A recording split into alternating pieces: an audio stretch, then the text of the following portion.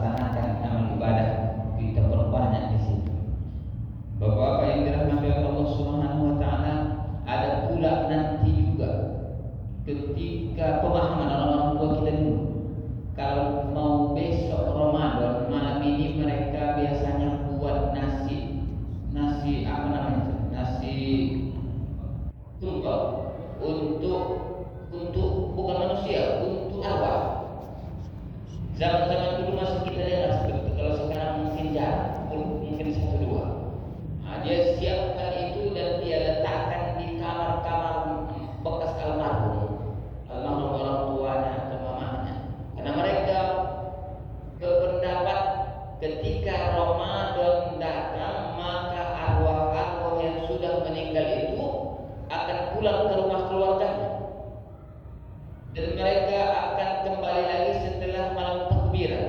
Ada yang datang, ada yang kembali dalam posisi gembira, ada yang kembali dalam posisi sedih. Maka para orang tua kita dulu banyak membuat nasi dengan ikan lauk-lauknya dan dimalamkan di dalam kamar yang biasa almarhum tidur.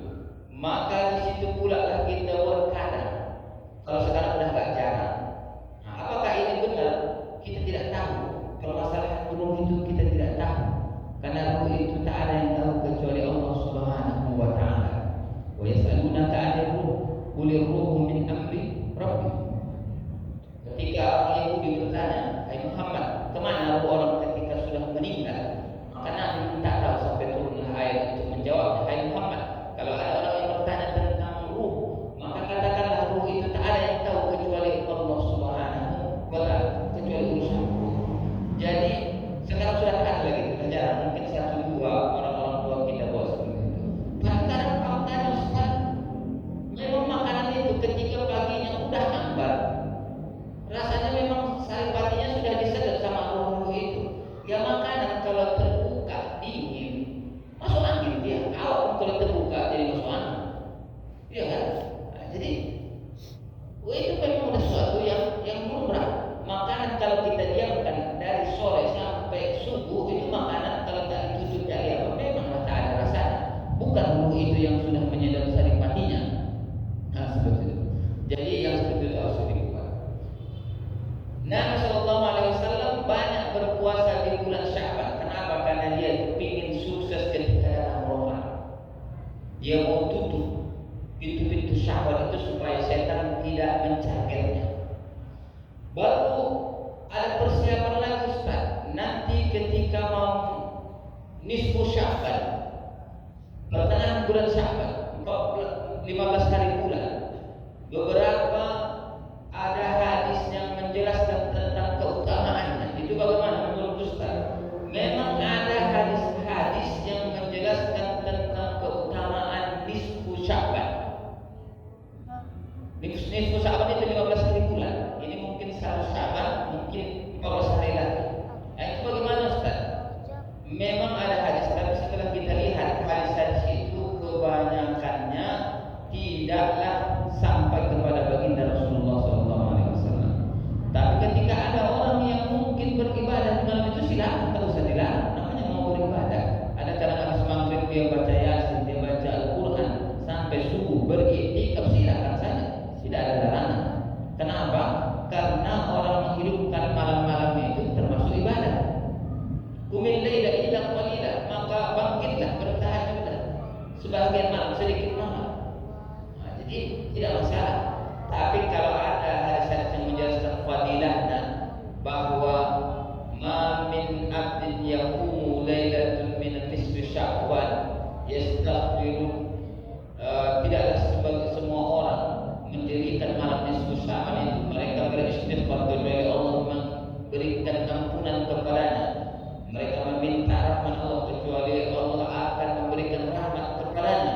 Maka hadis-hadis fadilah nisfu Sya'ban itu tidak benar kepada baginda Rasulullah SAW. Tapi kalau mau beribadah silakan.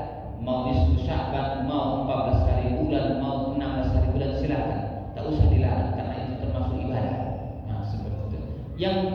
Yang tak betulnya yang mananya? Iming-iming pahala itu yang tak betulnya. Nah, kalau mau beribadah nisfu Sya'ban itu silakan. mempercayai iming-iming ibadah itu. Pasti ada ibadah, pasti ada pahalanya. Tapi tidak usah kepala kita mengharapkan iming-iming dan kita katakan ini dari Nabi, itu yang salah.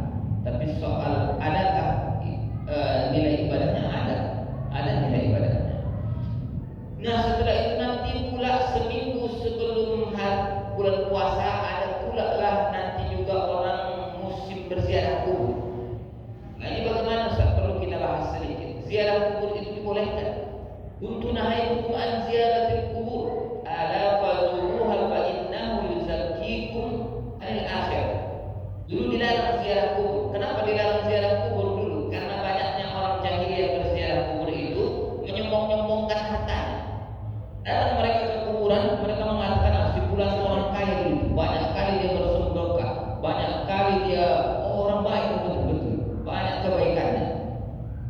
Sehingga turunlah ayat Alhaakumut takatsur hatta zurtumul maqabir. Mereka bermegah-megahan dengan harta yang mereka hasilkan, sampai ke kuburan pun mereka mencakapkan tentang harta.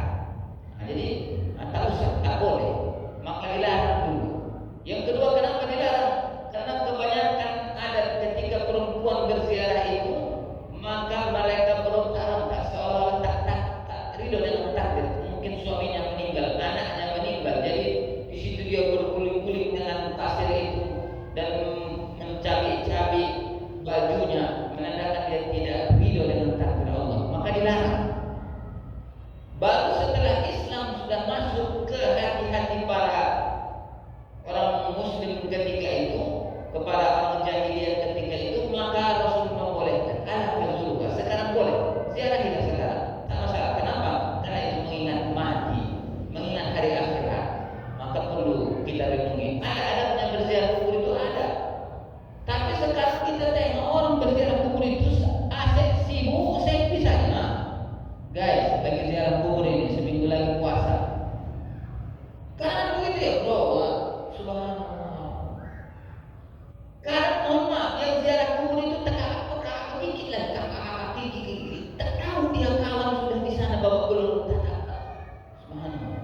Jadi mohon maaf, orang sekarang tak payah takut lagi ziarah kubur, lebih takut orang hantu daripada kuburan. Betul, sekarang betul. Kita tengok. Padahal kita kalau lagi dibukakan Allah, bagaimana dibukakan kepada Nabi Muhammad dua kuburan yang sedang disiksa itu, apa tak merinding kita? Sampai binatang seperti anjing pun menggonggong ketakutan ketika dia mengetahui ada orang yang diazab di kubur tersebut. Tapi kita tidak. Bahkan terkakak-tekik sekarang kita subhanallah. Nah, jadi jangan ada berziarah kubur itu ada adabnya. Bersalam kita, assalamualaikum ya ahlal kubur minal muslimina wal muslimat wal mu'minina wal mu'minat antum sabiquna wa nahnu lahiqun wa nasallallahu lakumul afiyah. Keselamatan bagi kalian, hai penduduk kubur, kalian duluan, kami belakangan. Dan mudah-mudahan kalian mendapatkan afiat, kebaikan. Nah, ada doanya. Nah, masuk kita. Ustaz, bagaimana? Bawa umat atau tidak? Terserah.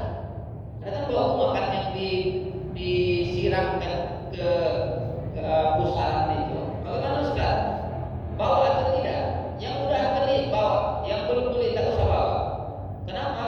Daripada kita beli bunga, lebih baik uang yang kita gunakan beli bunga itu masukkan ke kotak infak pembersih kuburan itu. Bisa dimakan anak-anaknya, bisa bermanfaat. Kita niatkan, ya Allah, sampaikanlah uang sedikit ini pahalanya kepada keluarga, itu lebih sampai. Nah, daripada kita beli bunga, kita taburkan di situ. Satu minggu udah hilang bunga itu. Bahkan kadang ada yang tak bawa bunga, ternyata dari bunga tetangga dia ambilnya kan. Dari kuburan yang lain kebanyakan bunga, jadi dia ambil dari situ, siramkannya ke kuburan ayahnya. Nah, jangan. Nah, terus bunga itu bukannya saya melarang, karena itu adat saja, bukannya dia ibadah. Kalau ibadah keluar sudah gitu. Jadi terus kalau siram bunga. Kenapa Ustaz? Karena alamnya sudah beda Pak. Alam dia alam barzakh, kita alam dunia, alam yang nampak. Jadi kalau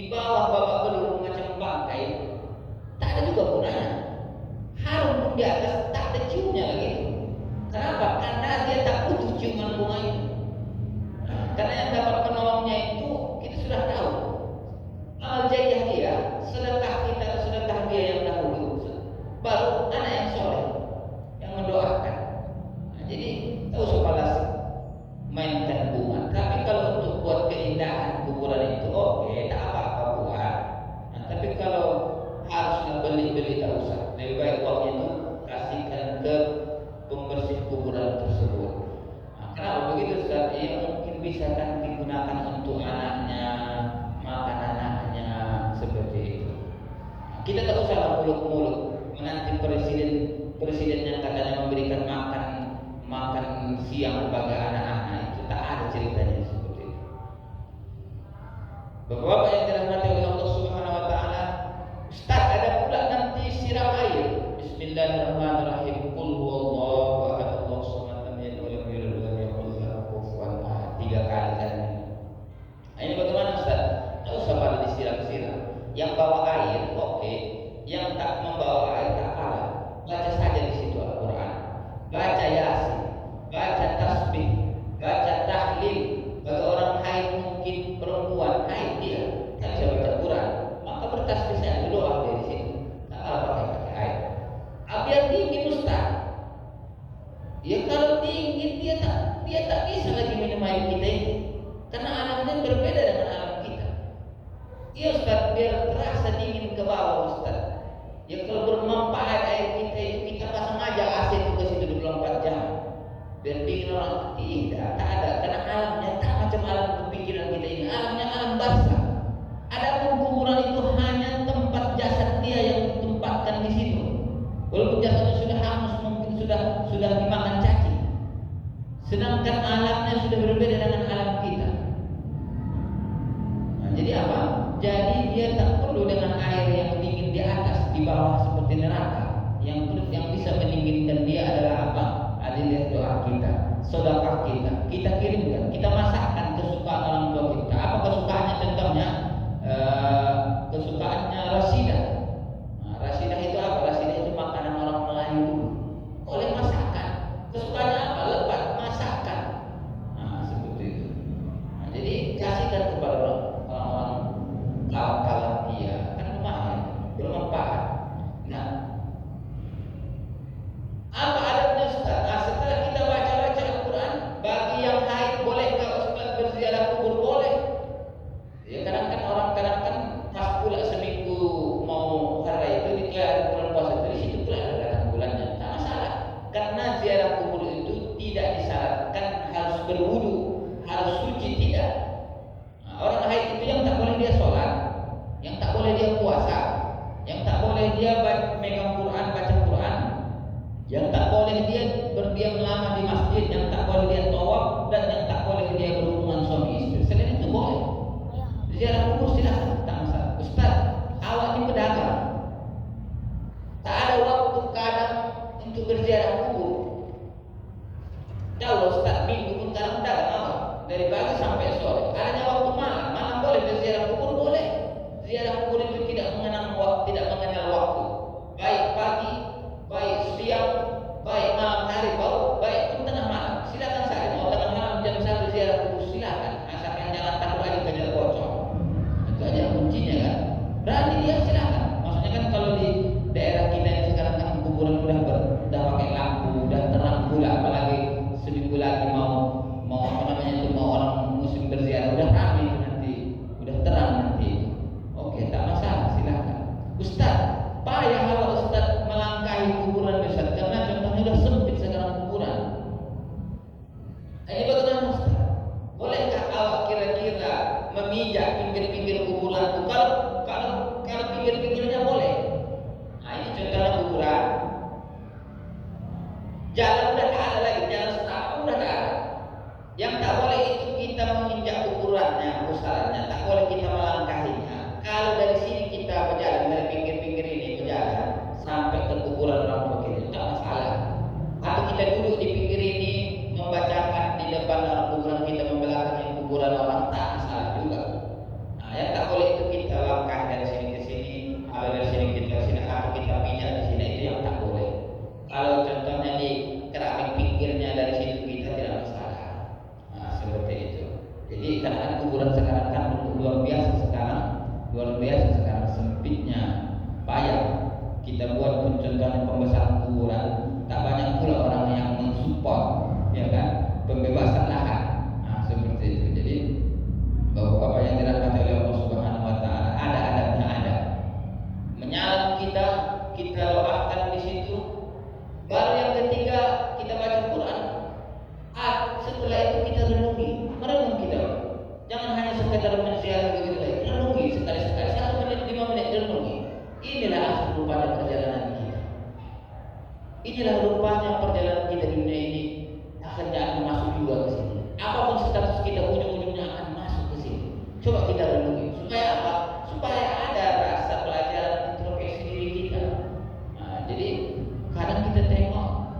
ziarah kubur ini hanya sekedar apa namanya itu, hanya sekedar musim-musiman saja. Makanya orang berziarah kubur itu kan karena musim mau Ramadan. Padahal ziarah kubur itu dianjurkan lebih banyak, lebih bagus.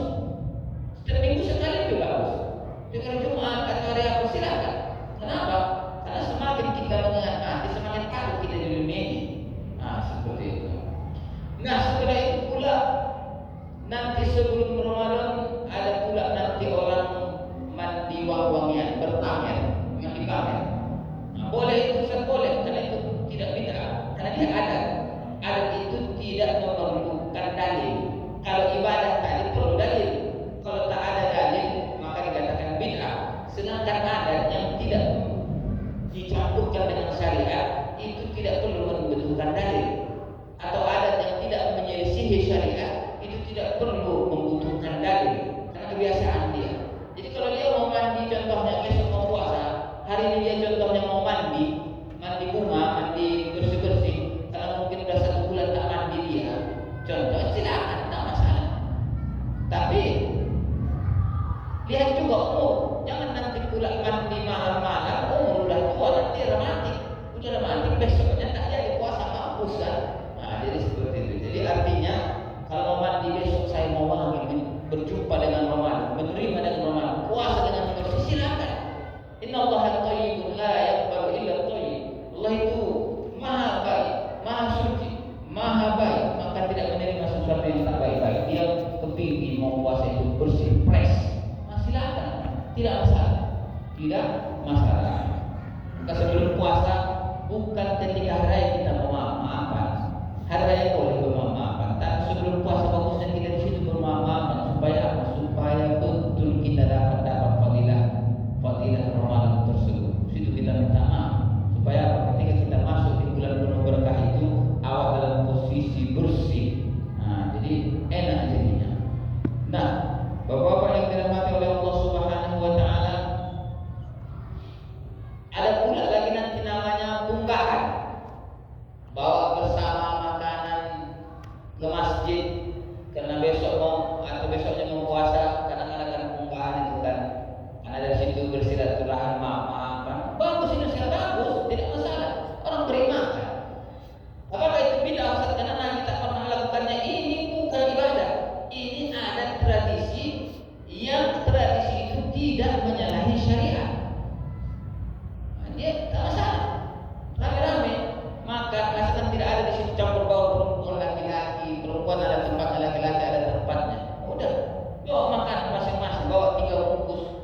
Karena kata Nabi SAW, ayo Islam, ayo amal afdal. Apa amalan yang paling baik ya Rasulullah? Kata Nabi SAW, tut'imu ta'am wa taqra'us salam. Memberi makan orang dan memberikan salam. Kita bawa 3 bungkus atau berapa bungkus yang pas, sebungkus mampu sebungkus. Nah, biasanya karena kan diganti-ganti. Nah, tapi nanti kalau dapat pula kita nanti yang di bawahnya, jangan pula menyesal. Karena kan kita beli rendang Padang, tiba-tiba waktu ganti-ganti dapat telur, nangis awak, jangan. Nah, ini kan ada anak-anak dulu, keponakan saya dulu masih kecil begitu. Belikanlah dia nasi bungkus, isinya ayam ketika itu. Kan biasanya dikasih ke panitia terakhirnya apalah kumpulkan. Pas waktu pembagiannya pulang-pulang dapatnya telur, nangis dia. Nah, itu jangan pula begitu, itu kan anak-anak yang seperti itu. Nah, kalaupun apa pendapat kita tergantung amal ibadah kita, tergantung amal ibadah kita. Nah, jadi punggahan tak masalah.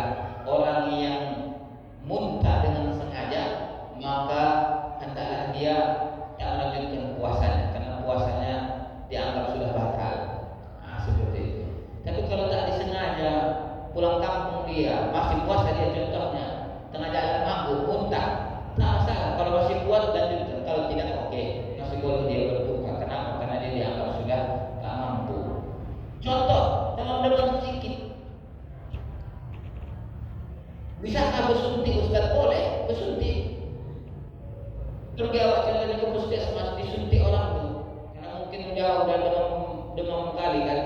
Nah, boleh nggak Ustaz? Boleh. Yang tak boleh minum obat, karena ada yang masuk dari kerongkongan kita ini. Nah, tapi kalau dari pori-pori kita masuk, kecuali suplemen makanan atau vitamin, tak masalah. Antibiotik contohnya disuntikkan, karena kita mungkin kena malaria, suntikkan. Nah, itu batal puasa kita tidak batal. Nah, kalau infus ya infus itu batal. Tapi kalau suntik tidak. Atau bius. Contohnya kita ini itu mau dioperasi tangan. Jadi dibius lah supaya tak terasa. Baru diolah, dioperasi. Awak masih kuat. Bolehkah lanjut puasanya? Boleh, tidak masalah. Atau bius gigi. Makanya mana tahu giginya sakit, goyang mau dicabut, kan dibius. Pak dokter itu biasa dengan Bu dokter dimasukkan bius itu, baru dicabutnya. Batalkah puasa kita? Kalau kita mau melanjutkan tidak ada. Kecuali termakan kita gigi tadi, maka batal dia. Ketika kita gigi itu kan, maka batal dia. Tapi kalau contohnya dibuang giginya, darahnya itu tak tertelan gigi, tak masalah. Jadi itu contoh kecil yang kadang kita anggap membatalkan puasa, padahal tidak membatalkan puasa. Seperti itu. Kata Nabi Sallallahu Alaihi Wasallam, hadis dengan puasa ini kita mulai dengan sahur. Bab waktu sahur, bab tentang waktu sahur. Kapan waktunya Ustaz? Waktu sahur itu ketika fajar shadiq terbit. La yamna'anna min suhurikum adanu bilalin wala bayadul ufuqil ladhi hakada hatta yastatira. Jangan kalian tidak masalah kalau mendengarkan azan Bilal, azan di pagi hari, di subuh hari. Karena Bilal itu biasanya kalau azan belum lagi fajar shadiq, dia hanya azan untuk membangunkan orang sholat tahajud. Biasanya kalau subuh di Arab itu 2 kali azannya subuh. Kalau kita kan 1 kali. Jadi kalau di sana itu 2 kali azannya. Azan pertama membangunkan orang untuk sholat tahajud sekitar jam 4 itu biasanya. Jadi azan kedua barulah jam 5. Jadi kalau kalian mendengarkan azan si Bilal, itu tak usah malah terkejut. Boleh mas makan bisa, sahur masih bisa. Tapi nanti kalau sudah Ibnu Ummi Maktum yang azan kedua, maka sudah tak boleh lagi makan dan minum. Biasanya imsak di tempat kita ini agak kecepatan. Dari dulu belum ada kesepakatan antara Majelis Falakiyah Muhammadiyah dengan Nahdlatul Ulama. Selalu berbeda. Kalau Ustaz ditanya mana yang lebih relevan, yang lebih nampak kira-kira, kalau kita lihat cara Falakiyah Muhammadiyah itu dia lebih dekat kebenarannya. Makanya mereka itu karena imsaknya itu lebih akhir. Karena kalau kita tengok pun di sini tak bisa kita tengok. Kenapa? Karena dia banyak terang lampu. Biasanya kalau kita tengok di kampung yang ada lampu atau di laut, itu nampak itu fajar shadiq itu. Fajar shadiq itu dia kalau ada contohnya awan-awan bergumpal-gumpal sudah mulai pecah-pecah dia dan ada garis-garis yang memecahnya, itulah tandanya fajar shadiq. Biasanya kalau imsak di tempat kita kadang itu kita tengok itu kadang jam 4.50 itu belum muncul fajar shadiq. Pernah saya tengok fajar shadiq itu kalau di imsak 4.50 jam 5:15 baru ada fajar shadiq. Jadi ada lebih 20 menit cepat kali imsak kita ini. Jadi maksudnya mana tahu tiba-tiba ketika kita bangun terlambat, selama kita sudah azan Allahu Akbar, boleh lagi makan Ustaz? Boleh, karena saya tengok imsak di imsakiyah kita itu agak cepat, 20 sampai 30 menit. Kenapa Ustaz beda? Karena mereka cara pengamatan Falakiyahnya berbeda.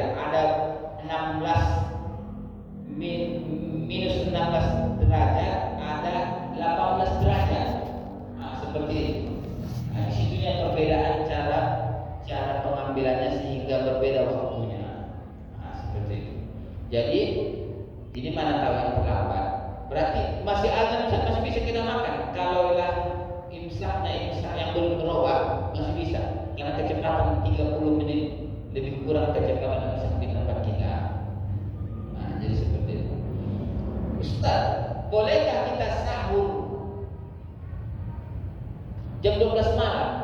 Karena awak tak bangkit kan, tak terbangkit lagi kadang kalau tengah malam itu jam 3 sudah tak bangkit lagi. Boleh, tidak masalah. Pokoknya kita imsak itu di malam hari. Sahur itu di malam hari. Tasaharu fa inna fi sahurikum barakah. Bersahur kalian karena pada sahur itu ada keberkahannya. Nah, jadi kita tetap harus bersahur. Kenapa? Karena ada berkah di situ. Sudah asal. Ada yang mau tanya